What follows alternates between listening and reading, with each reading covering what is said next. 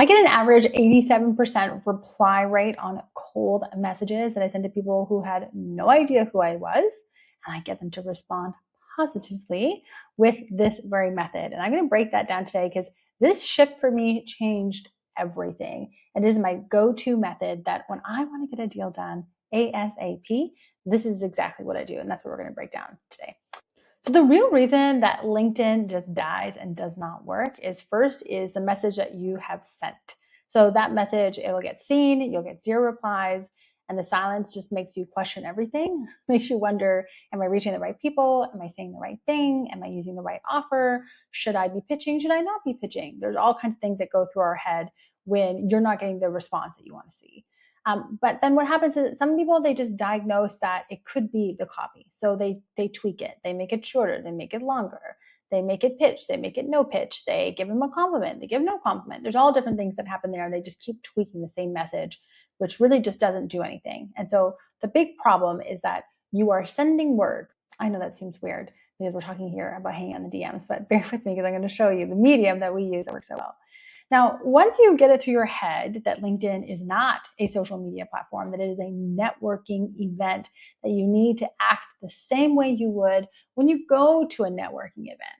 And so even if you were to never use this method that I'm going to show you today, a lot of the times what I see, and just when people send text-based messages on LinkedIn, is there's a lot of pleasantries, there's a lot of compliments, there's a lot of formalities that are going on. And that's just not how people will introduce themselves and have a conversation at a networking event. And it doesn't really matter whether you're talking to a Fortune 500 or if you're talking to some mom and pop shop down the road, is that you have to treat this like the human tool that it is. And the more you aim to have real human-based conversations, then the better that it's going to work. So there's 2 types of people that hang out on LinkedIn inside the DMs. So you've got the broadcaster who is thinking about how many messages I can possibly send in a day. How do I write a better pitch? How do I write a message that's about me and what I do and what I sell and what results I can bring? And you have to understand that that style of messaging and that way of working on LinkedIn is really lowering your status and is just ensuring that you're just going to receive really, really bad booking rates. Those spray and pray methods, they just don't work anymore. And so what we're seeing now is just people who we call the handshaker. You're making a way to find this more personal, make it more about them, and optimizing the conversation to get a reply, not to get a sale done, not to get a book call done. That first message that you are sending is just to get the person curious enough to respond. Because once you get somebody to respond, the rest of the conversation is a lot easier to go, and you really don't need a whole lot to be able to transition them into a booked call. So you've probably seen this because you probably get it inside of your inbox. I know I see it all the time. I know when somebody comes to me and they go, Kara, I really want to get LinkedIn to work. Here's a message I've been using. Hi, first name. I noticed you work in industry as a title. I help companies like yours achieve this result in this time frame. Would you be open to a quick 15-minute call this week? No, nobody's just going to be open to hear what you have to buy from them right away because there's 0 relationship there that is established. And back in the days when we used to have the ability to send out hundreds of thousands of connection requests every single day, it was a different game because like spray and pray meant that you really just had to get a 1-2% reply rate in order to make good of this as a use for lead generation. And now with the restrictions that we have, because LinkedIn doesn't want a whole bunch of bot activity, a whole bunch of automations, they don't want people spraying and praying, is that they're limiting more and more each day. And there has a lot to do with the use of your profile as to how much of a connection request you can really send out every single day.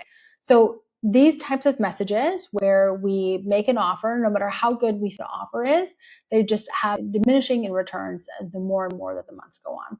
So once you understand that the only goal of message 1 is to get a reply, it really does change the game. And it actually makes it a lot sigh of relief. It's a lot easier to do because now all we're doing is looking for optimizing ways in which to start conversations that optimize for the right action, that is to get a reply. Because once we get a reply, that's when we're able to take over and really control the conversation and work it into a book call. And that's what we do specifically with the 87% reply system. So the one thing that nobody else is doing right now on LinkedIn is sending video. In fact, I was just yesterday sending a confirmation of a call, the sales call that I have going up. And this is something that I do too, not just with my cold audience, but also with, let's say, if they booked a call through email, they booked a call through a paid ad. I love to create the human to human connection, and I do that through sending a video because it completely breaks the pattern. The reason why I bring up this prospect from yesterday was his exact words were, wow, that I don't see. I never see that. Somebody sending over a video to introduce themselves. That's really great. And so it's really refreshing for the person because you're placing face to the name. And so the pattern interrupt that I'm able to offer there is that I'm now thought of before anybody else that came up in his inbox that day. And when he opens back up the inbox the next day and he's in LinkedIn, he can very clearly see right there in the inbox that there's that video. He'll remember me, he'll remember my face, he'll remember my name.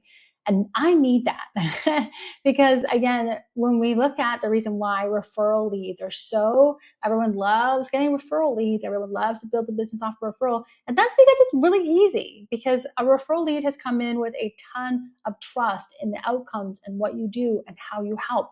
We don't have that type of advantage with a cold audience. You have to warm these people up.